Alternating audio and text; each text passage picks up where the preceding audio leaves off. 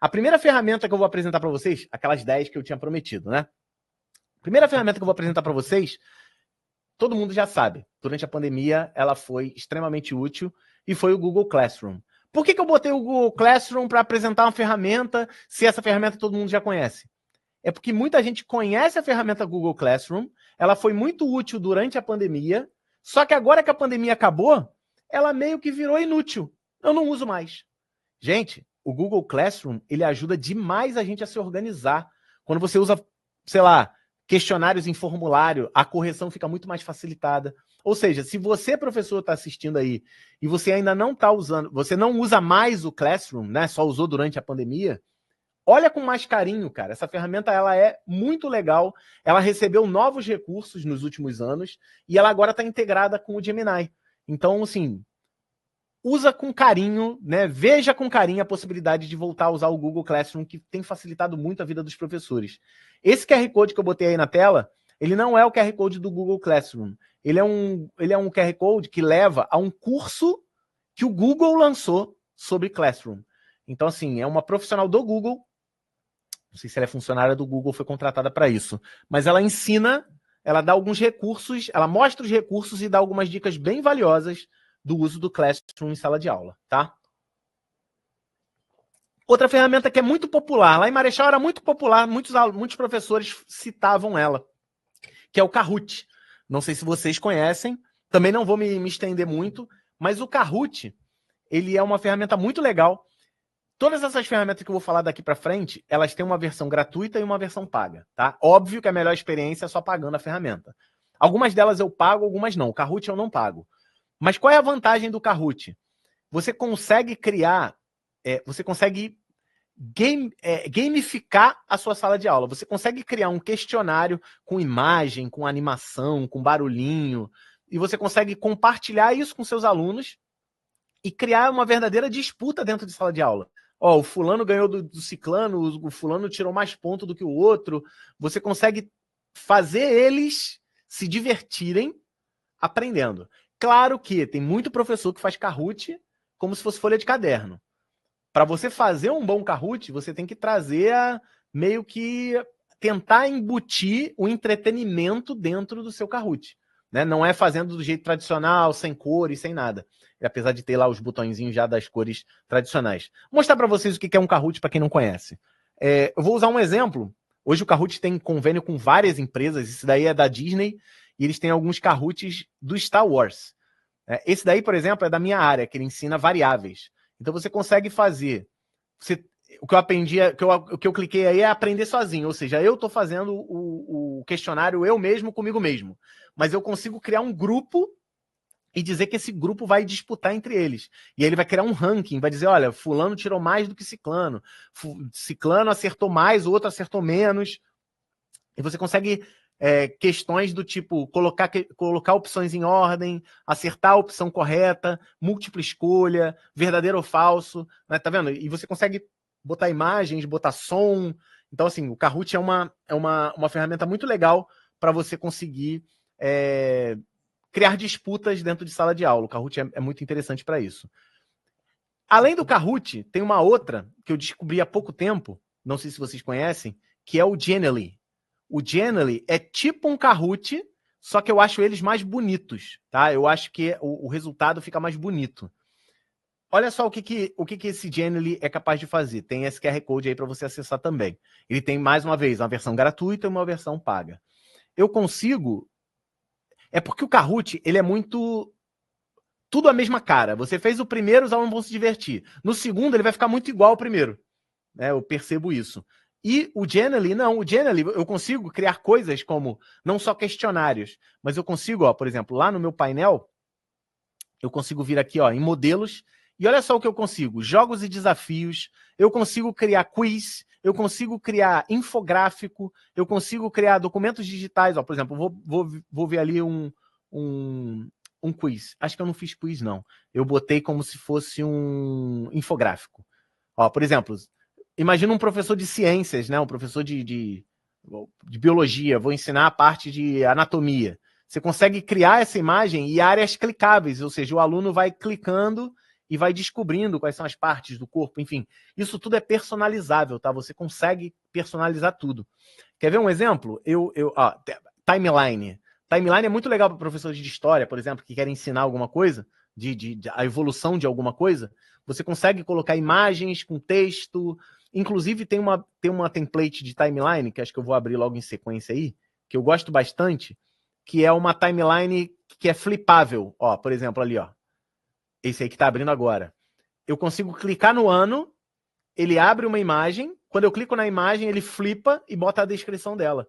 Ou seja, você consegue criar essas experiências, não precisa ter conhecimento absurdo de tecnologia, tá tudo meio que pronto, você consegue só personalizar a imagem certa, o texto certo, e você consegue compartilhar isso com seus alunos, ou seja, você consegue mostrar o que você quer mostrar sem precisar de quadro branco, caneta, ficar desenhando. Você consegue fazer de uma forma interativa, mais interativa, para chamar a atenção deles. Inclusive, eu fiz 2 para vocês. Se vocês quiserem, não faz agora não, porque senão vocês vão perder a atenção. Mas já abre aí no seu celular, eu fiz um joguinho chamado Jogo das Gerações. Lembra que eu apresentei ali no início da palestra as gerações, né? Baby Boomer e geração X, Y, Z, Alpha, Beta. Eu fiz um joguinho. Se você pistolar esse QR Code aí, tem um joguinho criado com o Genially, que ele só fiz umas múltiplas escolhas ali e com algumas imagens, se vocês perceberem, quando acerta ele faz um barulhinho, quando erra ele faz outro barulhinho. Acho que essa segunda eu errei a questão. Ou seja, é tudo personalizável, essas cores que vai aparecer, ele já tem uns templates prontos, mas tem alguns que são bem bonitos. Quer ver? Ó, o próximo. Esse eu montei para vocês. Tem um outro que eu peguei de lá, também está compartilhado com vocês. É um desafio de história mundial. Os professores de história vão adorar. Olha só, isso tudo é personalizável, tá? O que está escrito no botão, o que está escrito na tela. Eu vou mostrar aqui. Esse daqui eu peguei um template, ó. Tem até contagem regressiva. Você consegue dizer para o aluno, ó, ele vai ter 10 segundos para responder isso. Aí fica uma corrida absurda lá, tá vendo? Você consegue dizer quais são as respostas corretas, ó. Viu? Então, tem questões que você pode digitar, tem questões que você pode fazer múltipla escolha, verdadeiro ou falso, múltipla escolha, colocar opções em ordem, e ele consegue ter uma corrida contra o tempo, né? Contra o relógio. Ou seja, você consegue, tipo, gerar um show do milhão dentro da tua sala de aula com teus alunos, certo? Então, assim, esse tipo de coisa chama muito a atenção deles, tá? Então, isso funciona muito bem para essa geração que é o estímulo-recompensa rápida. E você está ensinando, você está, né, colocando em prática aquilo que você ensinou na sala de aula. O Gemini, que é a segunda ferramenta, a terceira ferramenta que eu vou mostrar para você. Não, pera, já perdi a contagem. Foi Google Classroom, foi Kahoot e Genially. Agora veio o Gemini. O Gemini, ele também é uma ferramenta de IA muito boa. O seu aluno já está usando ela. Se você não está usando ainda, você pode ter certeza que o seu aluno está usando. Mas eu tenho uma coisa que é muito legal, não sei se todos sabem. Todas essas ferramentas agora criaram esse recurso de Deep Research. Não sei se vocês viram ali, eu marquei ali embaixo uma opção de pesquisa profunda. E o Gemini, ele lançou essa semana um negócio chamado Deep Think, que é o pensamento profundo. Pesquisa profunda é uma coisa, pensamento profundo é outra. Olha só como é brilhante como a IA está evoluindo. Antes, a IA, você fazia uma pergunta, ele fazia as contas dele, né, fazia o raciocínio artificial dele lá e te dava a resposta. Agora não. Agora, com esses modos de pesquisa profunda e pensamento profundo, a resposta que ela tem, ela começa a se questionar. Igual a gente quando está montando aula. A gente vai falar uma coisa e fala, putz, será que vale a pena eu falar sobre isso ou isso é mais avançado? É melhor eu me basear na coisa mais simples no início. Ela é capaz de fazer isso para você. Ó, por exemplo, o que eu fiz ali? Eu abri o Gemini e botei, ó. Entrei no papel do teu aluno, tá? O teu aluno chegou lá e falou assim, olha, eu preciso criar um trabalho de biologia. Meu professor de biologia chegou lá e passou um trabalho. O tema do trabalho será biotecnologia, avanços que estão mudando a saúde e a alimentação. E o professor pediu, olha isso, eu estou conversando com a IA como se fosse um aluno, e eu botei lá, o professor pediu para mostrar como a ciência genética e os alimentos transgênicos impactam o mundo atual. Crie uma pesquisa aprofundada, com fontes confiáveis e escreva sempre uma linguagem compatível com aquela usada por alunos de ensino médio. Acrescente no final todas as referências e fontes usadas na pesquisa. Beleza? Um pedido simples que qualquer aluno é capaz de formular para uma IA. Quando eu ligo essa opção de Deep Research, o que o Gemini vai fazer? Ele primeiro vai perguntar, realmente é isso que você quer? Ele vai analisar, ele vai falar assim, ó, eu vou seguir esse roteiro. Posso começar a pesquisa? Se você quiser, você pode iniciar a pesquisa ou você pode editar o plano. Ele vai dizer o plano assim, ó, eu vou na fonte, eu pesquiso, eu vou ver quais são os termos mais usados e sigo para frente. Se você não concordar com isso, você pode editar o plano. Se não, vou iniciar a pesquisa. Essa pesquisa, ela irrita os nossos alunos, só que eles não aprenderam a usar ainda. No que consta essa pesquisa, vocês vão ver em poucos segundos aqui acontecendo, tá? Mas ela leva aproximadamente entre 10 minutos a meia hora para ficar pronto. E o nosso aluno não tem paciência para esperar isso tudo, né? A vida é curta demais para receber uma boa resposta. Só que eu mostrava para os meus alunos que o resultado disso aqui é muito melhor do que um resultado genérico dado por uma IA, porque eu estou fazendo ela raciocinar profundamente, raciocinar entre aspas, tá? Profundamente dentro das fontes. E eu gosto muito de usar o Gemini para isso, porque o Gemini ele é treinado com conteúdo do Google.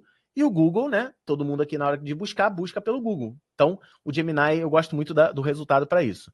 Depois de meia hora, nesse caso aqui não foi nem meia hora, foi uns 15 minutos. Ele me entregou. Olha o tamanho dessa pesquisa que ele fez para mim. A única coisa que eu fiz foi elaborar aquele pedido lá no início, pedir para ele buscar as fontes, olha as fontes aí, ó. E ele já me gerou isso daí. Ah, mas é só copiar e colar. Não, nem precisa copiar e colar. Eu posso ir ali em exportar e ele gera um Google Docs para mim, já com tudo editável. Certo? Então, assim, não passe mais trabalhos do jeito tradicional, porque o seu aluno ele tem um ferramental muito poderoso para poder fazer o seu trabalho do modo tradicional, de uma maneira muito rápida. Agora, Nabara, então me dá uma sugestão para eu melhorar. Como que você resolve isso? Cara, na semana passada eu estava lá no Google, eu dou um treinamento para eles agora, né, para várias verticais. Eu estava, inclusive, com essa galera toda que eu apresentei ali, todos esses professores que eu apresentei, né, a vocês, eles estavam juntos no mesmo lugar e eu estava ensinando a usar essas ferramentas de inteligência artificial para ajudar dentro de sala de aula. E eu usei um exemplo que eu até citei hoje aqui, que é: faça uma pesquisa sobre o ex-presidente Juscelino Kubitschek. Falei, cara, se você fizer isso, um Deep Research resolve isso rapidamente. Mas por que você não pede, então, que é o seguinte, olha o exercício que eu criei com eles. Eu baixei uma biografia do JK, subi numa ferramenta que eu vou falar aqui para vocês, e eu treinei ela, eu ensinei eles como treinar essa IA para ela começar a responder como se fosse Juscelino Kubitschek. E aí eles podiam pedir para os alunos, no lugar de um trabalho sobre Juscelino Kubitschek, o desafio que eu fiz para eles foi: eu quero uma entrevista com Juscelino Kubitschek. E, obviamente, todo mundo aqui é capaz de deduzir que é impossível, né, hoje, no dia de hoje, entrevistar Juscelino Kubitschek, por motivos óbvios. Só que eles conseguem isso com o IA. Então, por que você, professor, no lugar de pedir uma pesquisa sobre a vida de Juscelino Kubitschek, você não passa uma entrevista com Juscelino Kubitschek, onde as perguntas sejam elaboradas pelos alunos, as respostas podem ser interpretadas por eles em sala de aula, na hora, né? Um dos integrantes do grupo é Juscelino, o outro é a entrevistadora. Eu consigo também gerar um podcast sobre isso, e eu consigo gerar vídeos com inteligência artificial de Juscelino Kubitschek respondendo a uma pergunta, sabe? Então, assim, com certeza o conteúdo vai entrar na cabeça deles, só que de uma outra maneira.